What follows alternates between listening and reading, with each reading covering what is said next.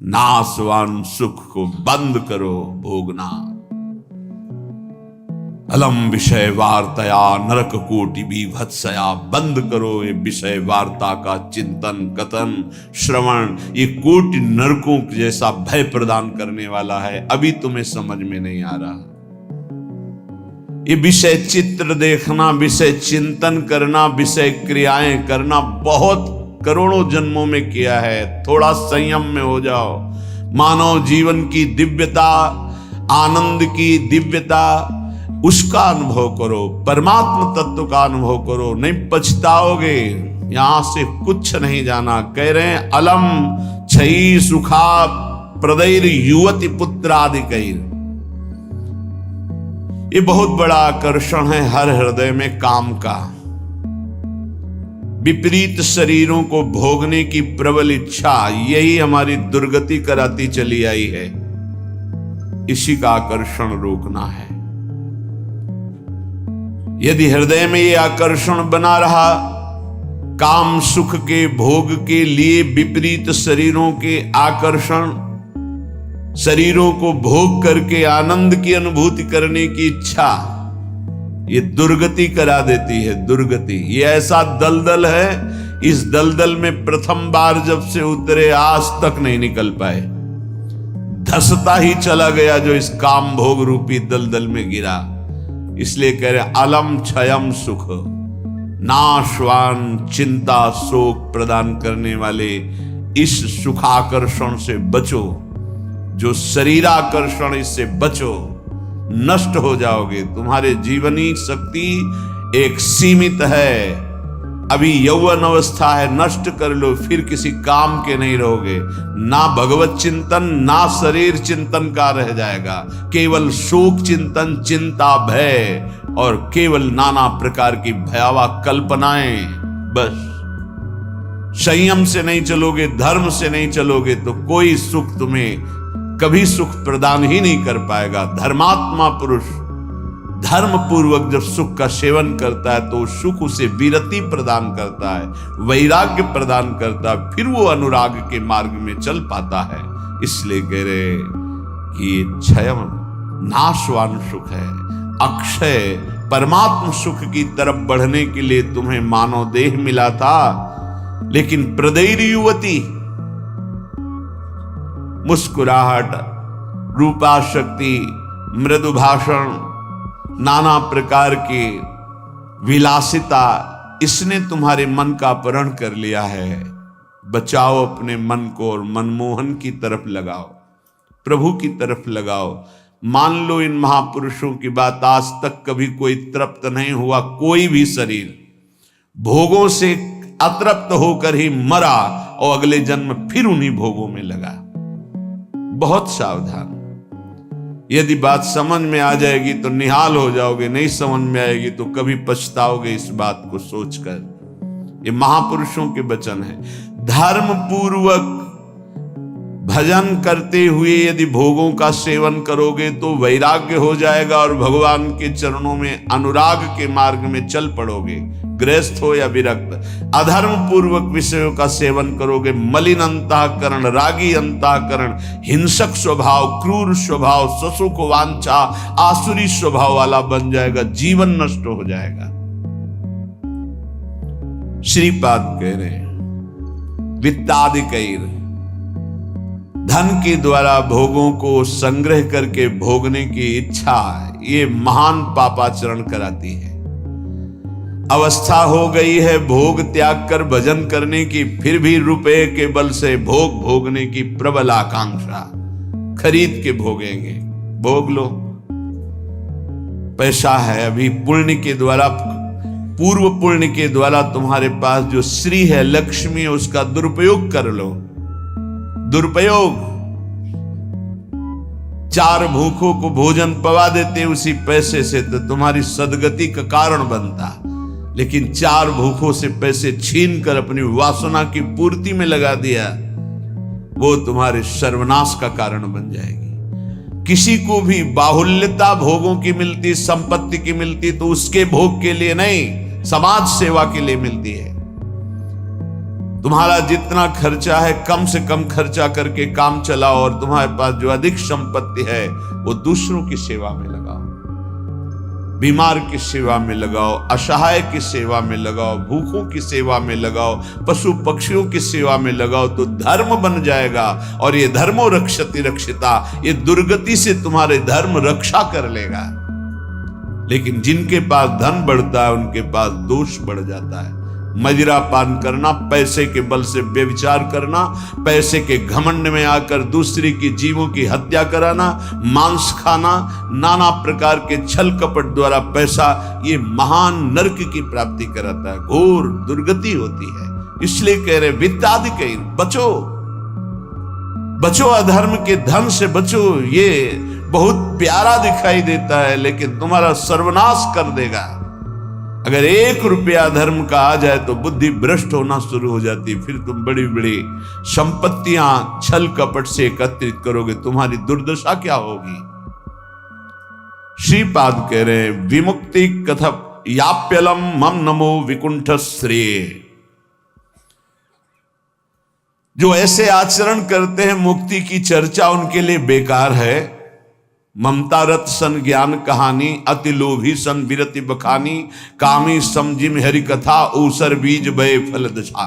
जैसे ऊसर भूमि में बीज फेंक दो बेकार चला जाएगा, ऐसे कामी पुरुष से भगवान के अनुराग की बात करो, ममता रत से ज्ञान की बातें करो, लोभी से वैराग्य की बातें करो, बोले सब बेकार हो जाती है। इसलिए बेकार हो जाती है कि उनके हृदय में इतनी मलिनता है को समझ ही नहीं पाएंगे।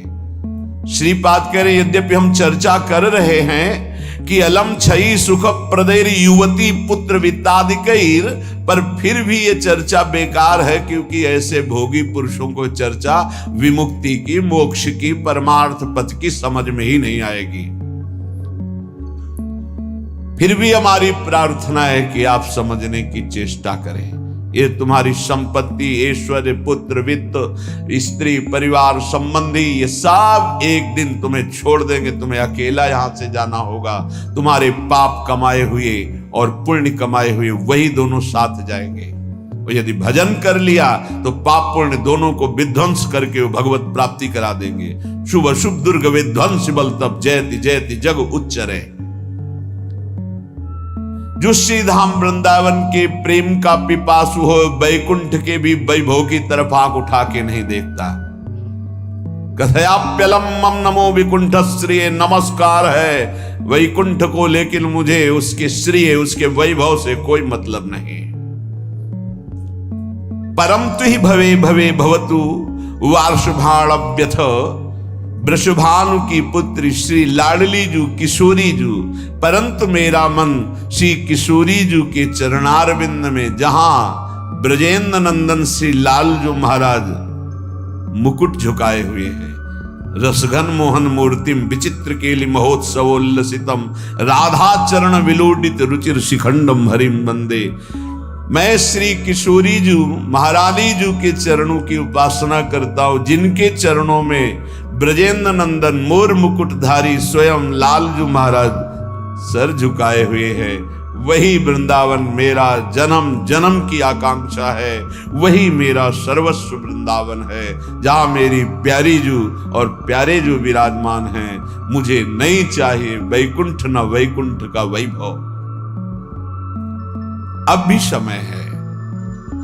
उपासक यदि आर्त भाव से भगवान से प्रार्थना करे तो प्रार्थना से बहुत जल्दी परिवर्तन होता है। भगवान सत हैं, चिदानंद हैं, प्रेमानंद हैं, करुणामय हैं, और एक भगवान का नाम है भक्ता अनुग्रह कारिणो। जो उनसे प्रार्थना करता है उस पर अनुग्रह कर देते, लेकिन प्रार्थना वही सुनी जाती है जो आर्त भाव हृदय से होती है। सच्ची मानना, तुरंत परिवर्तन देखा गया है। ये हम अपने जीवन की सैकड़ों बार की बात कह रहे हैं। जब कभी ऐसा आया है और प्रार्थना हुई है, मिनट पूरा होना मुश्किल हुआ है और उस प्रार्थना का उत्तर तत्काल मिल गया है। एक बार तो बस प्रार्थना करके हटे कि वह तुरंत उत्तर आ गया। वो ऐसे से ऐसा, अच्छा अच्छा, तत्काल। बस अंतर ये होता है कि हम हृदय से प्रार्थना नहीं कर पाते, हमारी प्रार्थना कपट जाल से युक्त होती, इसलिए प्रभु मोहि कपट छल छिद्र न भावा। सच्चिदानंद रूपाय भक्तानुग्रहकारिणो माया निर्मित विश्वाय महेशाय नमो नमः। हे नाथ, आप सच्चिदानंद में हैं, सच्चिद आनंद। तात्पर्य, हम आपको कुछ दे सकें ऐसी सामर्थ्य नहीं। सच्चिदानंद को ये पार्थिव जो मायाकृत पदार्थ हैं, भोग सामग्री, ये भ्रम हटा दीजिए। हमने कई बार प्रार्थना किया है, ये केवल हमारे भावों को प्रकट करता है, इसलिए वस्तु सामग्री का महत्व है। अगर भाव नहीं है तो कोई वस्तु सामग्री का महत्व नहीं। आप 100 कुंतल सोना चढ़ा दो, हमारे प्रभु के लिए कुछ नहीं है। कई बार आपको बताया है, समुद्र को रत्नगर्भा, पृथ्वी को रत्नगर्भा कहा गया है। ऐसे ऐसे पहाड़ हैं जो 4-4 लाख योजन के सोने के हैं, और वो सब मायाकृत है। आप देवलोक को जाइए, वहां स्वर्णिम भवन बने हुए हैं देव गंधर्व अप्सराओं के। अमरावती पुरी कैसी बनी हुई है, पढ़ करके महाभारत में देखिए कैसी देवराजेंद्र की सभा है, कैसी वरुण जी की सभा है, कैसी लोकपाल अग्नि की, वायुदेव की, होश उड़ जाएंगे। और ये सब मायाकृत है। ऐसे प्रभु को हम क्या दे सकते हैं? और ऐसे प्रभु को जब रोते हुए भाव से किसी ने पत्र अर्पित किया तो बिक गए एक पत्र में। पत्रम पुष्पम फलम तोयम। हे सच्चिदानंद प्रभु, आपके एक संकल्प से संपूर्ण सृष्टि प्रकट हुई है। ये प्रार्थना, मैं नीच आपको क्या दे सकता हूं नाथ? मेरे पास तो जो कुछ है वो सब आपका दिया हुआ है। शब्दों को देखिएगा, हे नाथ, मेरे पास जो कुछ है वो तो आपका दिया हुआ है। आपके एक संकल्प से संपूर्ण सृष्टि हुई है। नाथ, मैं आपको क्या दे सकता हूं प्रसन्न करने के लिए? आप मुझ पे अपनी तरफ से, अपनी कृपा से प्रसन्न हो। जब मैं शरीर की तरफ देखता हूं तो रोगा हरन्ति सततम प्रबला शरीरम कामादयोप्यनुदिनम प्रदहन्ति चित्तम मृत्युश्च नृत्यति सदा कलयन् दिनानि तस्मात् त्वमद्य शरणं मम दीन बंधो। अब अगर हम विचार करें शरीर के लिए तो नाथ,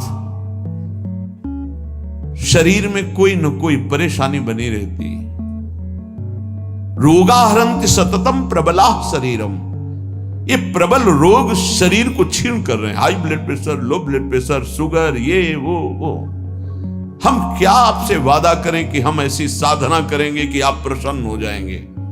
पहली बात बाहरी वस्तुओं की। नाथ, आपने एक संकल्प में अनंत ब्रह्मांडों का सृजन किया। स्वामी, मेरे पास जो वस्तु आपकी दी हुई है, मैं किस वस्तु से आपको रिझा सकता हूं? नाथ, वो तो आपकी दी हुई है। रही शरीर की बात, तो रोगाहरन्ति सततम प्रबला शरीरम, प्रबल रोग हमारे शरीर की शक्ति को छीण कर रहे हैं। अंदर आए सूक्ष्म शरीर, तो कामादयोप्यनुदिनम प्रदहन्ति चित्तम, ये काम क्रोध लोभ मोह मद मत्सर इतना गंदा किए हैं अंदर की, हम कैसे आपको कहें कि हम अंदर से आपका ध्यान धर पाएंगे? कभी काम अपना प्रभाव दिखाता है, कभी क्रोध अपना प्रभाव, कभी लोभ, कभी मोह, कभी अहंकार, कभी ईर्ष्या। नाथ, बड़ा गंदा हृदय है। और पूरे जीवन की तरफ देखें, वादा करें कि आज संकल्प लेते हैं कि 5 वर्ष हम ऐसा करेंगे, तो 5 मिनट का भरोसा नहीं।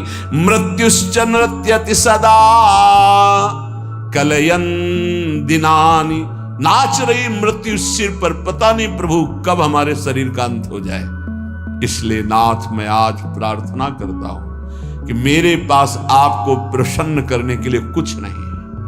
आपकी दी हुई भोग सामग्री और ये शरीर रोगों का घर, मन विकारों के द्वारा अपवित्र, और प्रभु पूरा जीवन मृत्यु के हवाले। किस समय मेरी मृत्यु हो जाए मुझे भरोसा नहीं, पता नहीं। नाथ तस्मात् त्वमद्य शरणम मम दीन बंधो। हे दीन बंधु, अब एक ही उपाय, मैं आपकी शरण में हूं। आप मुझे अपने चरणों की शरण में रख लीजिए।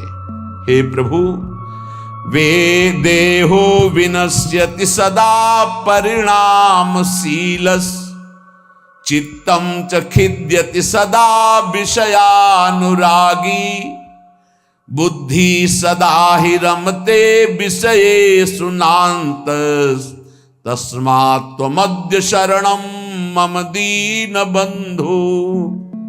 बहुत सुंदर। नाथ, ये शरीर का प्रतिपल परिवर्तन हो रहा है। कभी घुटने के बल था, फिर किशोर अवस्था आई, फिर जवानी आई, फिर धीरे धीरे ढल रहा है। ये नाशवान शरीर नाश की तरफ जा रहा है और प्रभु मन प्रतिपल भोगों में लगा हुआ है। हमारा चित्त प्रतिपल भोगों में लगा हुआ है। ईमानदारी की बात देख लो, ये खाऊंगा, ये पीऊंगा, ये देखूंगा, ये भोगूंगा, ये भोगा, अब ये भोगूंगा, ऐसी ही गणित चलती रहती है अंदर। और मेरी बुद्धि बस एक ही बात, इस विषय को भोगने में ये सुख है निश्चय करती है, विषयों में सुख है। मारा गया प्रभु, मारा गया। कुछ भी ऐसा नहीं है जिस पर मैं टिक सकूं। शरीर टिक नहीं रहा क्योंकि नाशवान प्रतिक्षण नाश की तरफ जा रहा। मन प्रतिक्षण भोगों का चिंतन कर रहा। बुद्धि यही निश्चय करा रही कि भोगों में, रुपया में, घर में, मकान में, स्त्री में, पुत्र में, शरीर में, इन्हीं में सुख है। नाथ, कभी मैं आत्मा राम नहीं बन सका, अर्थात अपने स्वरूप को नहीं जाना कि मैं कौन हूं। इसलिए दीन बंधु, अब आपकी शरण में हूं, बचा लीजिए मुझे। हे नाथ, मैं आपकी शरण में हूं। आयुर्विनश्यति यथा मघटस्तथोऽयम्, विद्युत प्रभेव चपलाबत यौवनश्रीः, वृद्धा प्रधावति यथा मृगराज पत्नी, तस्मात् त्वमद्य शरणं मम दीन बंधु। प्रभु, जैसे कच्चे घड़े के प्रभाव को जानो कि पानी डालते ही वो फैल जाता है, नष्ट हो जाता है। कच्चे घड़े में पानी नहीं टिकता। नाथ, इस तरह मेरा शरीर है, कच्चे घड़े की तरह, पता नहीं कब फूट जाए। जैसे पानी का बुलबुला बढ़िया दिखाई दे रहा है, लेकिन किस क्षण फूट जाए उसका भरोसा नहीं।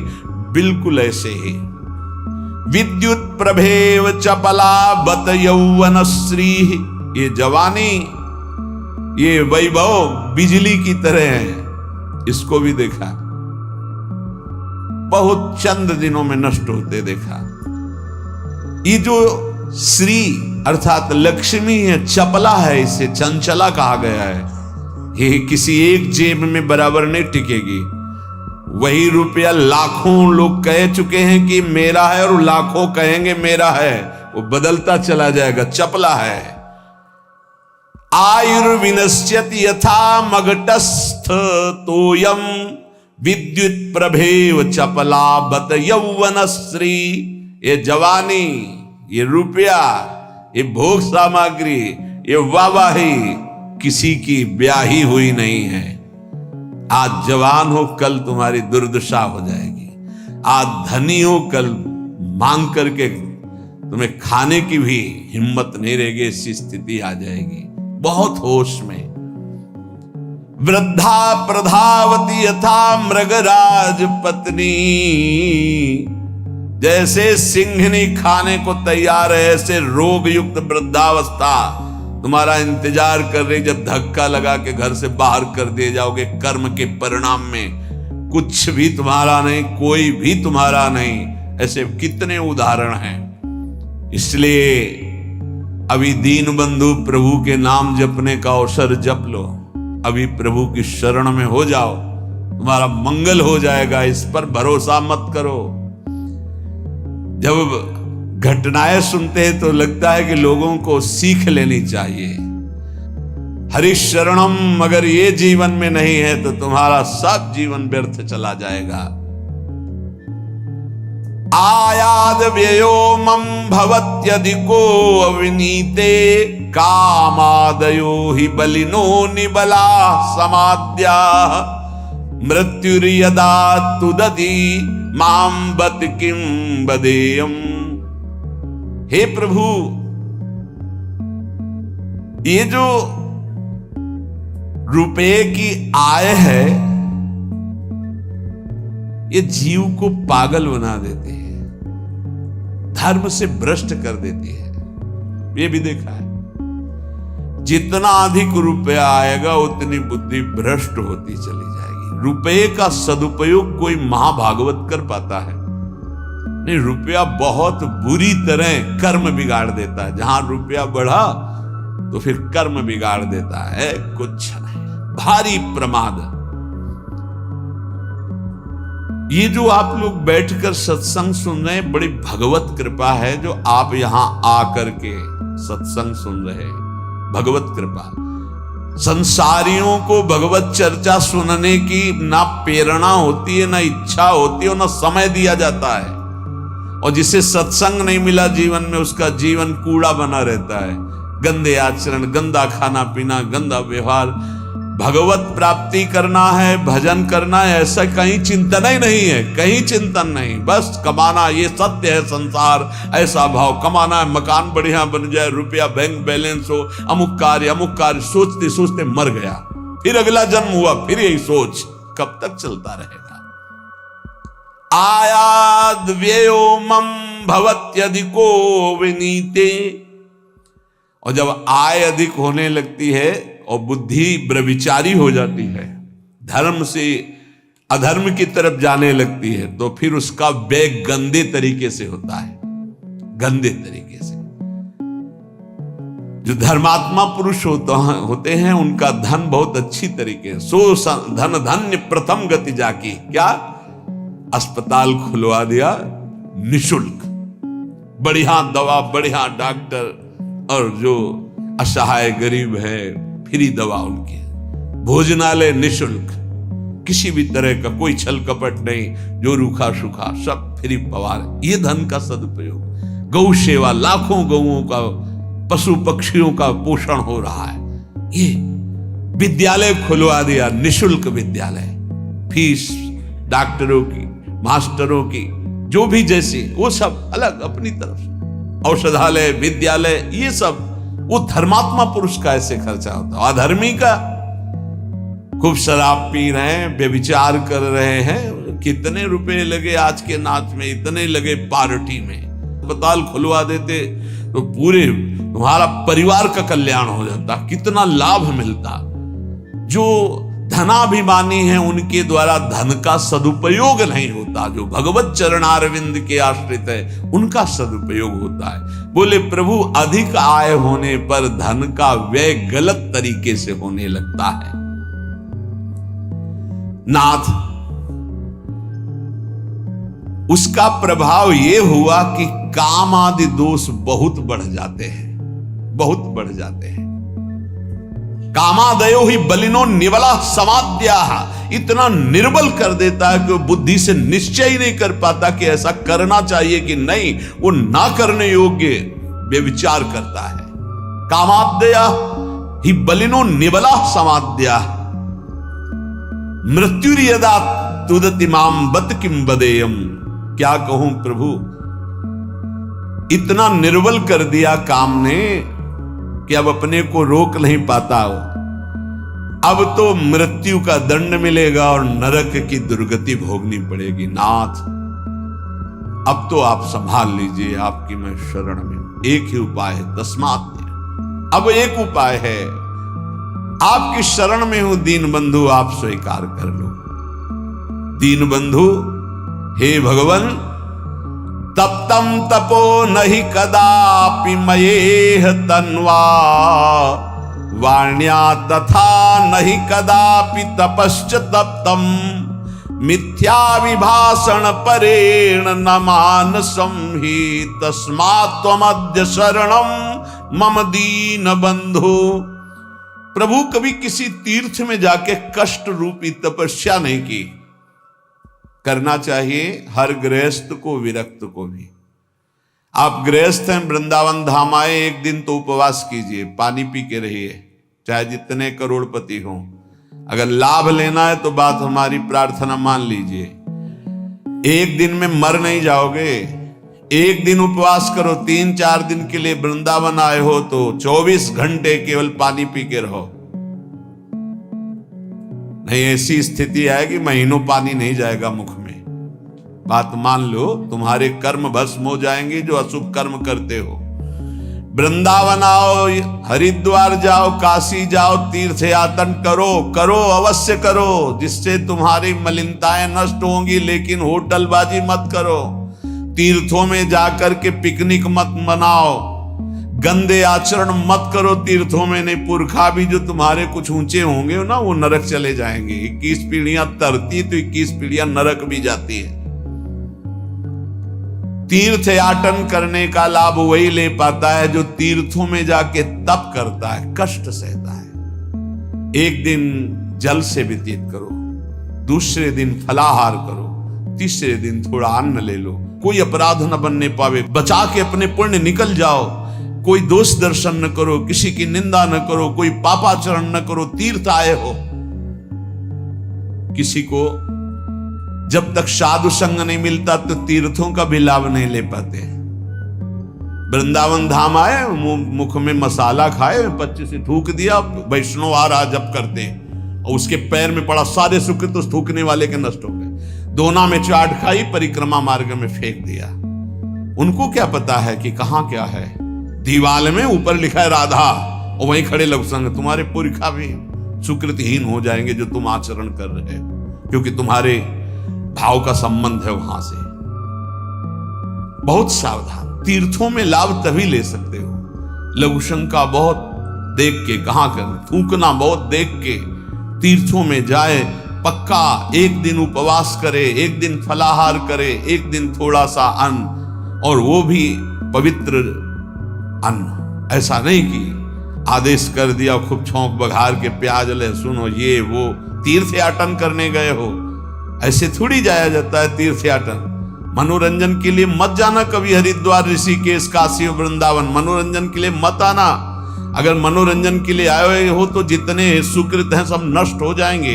यहाँ का होटल लिया और वही सब करते हैं जो बंबई कलकत्ता में करते हैं। बंबई कलकत्ता नहीं है, ये नित्य विहार स्थली प्रिया प्रीतम के। एक सुकृत करोड़ों सुकृत के बराबर, और एक पाप करोड़ों पाप से भी भारी पड़ेगा यहाँ। इसलिए होश में तो कह रहे प्रभु, तप्तम तपो नहीं कदापि मयेह तन्वा। इस शरीर को कभी तपस्या के द्वारा कष्ट नहीं दिया, तीर्थों में जाके देना चाहिए कष्ट। अब माघ में देखो ना, बड़े बड़े सुकृतशाली वहां जाते हैं, पांडाल खोलते, संत महात्माओं का वास कराते, भोजन कराते, और 3 बार नहाते हैं। माह महीने में गंगा जी का नहाना भारी तपस्या है। ऐसे एक डुबकी लगाओ तो लगता है सर है कि नहीं है, कुछ पता ही नहीं चलता, इतना ठंडा चल रही वायु। हाँ, गीजर में नहाने वाले गंगा जी में कब डुबकी मार पाएंगे। तो तीर्थों में जाते 8 बजे वहां से उठे हो, गीजर से नहा धो के पान वान खा के बाहर। ऐसे तीर्थ नहीं होते। 3 बजे तड़के जाओ, गंगा स्नान करो, बैठो भजन में, माला चलाओ। 3 दिन 4 दिन जो वृंदावन वास, तीर्थराज, प्रयागवास, काशीवास, ये कठोर तप पूर्वक किया जाता है। पर प्रभु कभी ऐसा नहीं हुआ। दीन बंधु और वाण्या तथा नहीं कदापि तपश्च तप्तम। वाणी का कभी तप नहीं किया। शरीर का ये तप है तीर्थयाग, और वाणी का तप 2 घंटे 3 घंटे बैठ गए, खूब नाम कीर्तन किया, राधा राधा राधा। नाम कीर्तन में मन बड़े पुण्यात्मा पुरुष का लगता है। नाम संकीर्तनम यस्य सर्व पाप प्रणाशनम, समस्त पापों को विध्वंस कर देता है नाम कीर्तन। तो वाण्या तथा नहीं कदापि तपश्च तप्तम। नाथ कभी शरीर से तो तप तीर्थों में किया नहीं, वाणी से कभी नाम कीर्तन का तप नहीं किया। पूरी चतुरासी जी गा लिए, सुधा निधि गा लिए, यमुना के तट पर बैठ करके आए 2-4 दिन के लिए और परिक्रमा लगाए, नाम कीर्तन में बैठे, नाम कीर्तन किया। ये कभी तप नहीं किया। मिथ्याभिभाषण परेण, जबान से झूठ बोलना, गाली देना, निंदा करना, पापाचरण करना, प्रभु शरीर से पाप, वाणी से और मानसम ही, और मन से प्रभु पूछो मत, मन तो सदैव पाप ही सोचता रहता है। तस्मात् मध्य शरणम मम दीन बंधो, हे दीन बंधु ऐसे मुझ नीच को अपनी शरण में रख लो।